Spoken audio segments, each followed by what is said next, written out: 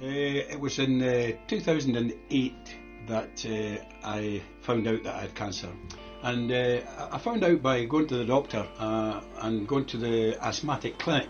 And I was ready to come out of the asthmatic clinic when this nurse said to me, "John, when did you get a Wellman test last?" And I said, "I haven't a clue." She says, "Well, would you mind if I do it then?" I said, "No." Very briefly, she took 3 blood samples and away I went. And I didn't expect anything because I had no symptoms whatsoever of cancer. And I came home and I got this letter in the door, and the letter said that I had to go down to the clinic because they had found that my PSA level had been high. And so I went away down, and the doctor sat with me, and I wondered what on earth he was doing, because he pulled his chair over and he sat and he looked straight into my face. And then he said to me, "I need to speak to you about cancer, John."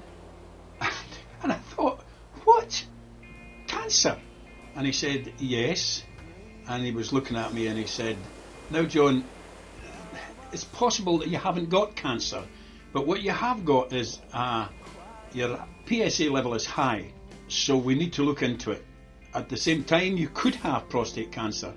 He said, and when he said that to me, it was as if my life just stood still. He said to me, "We'll need to get you up for a biopsy because we'll not really know whether you've got cancer in your prostate until we take a biopsy of your prostate." So I was up in Inverness getting a biopsy, 10 samples out of my prostate.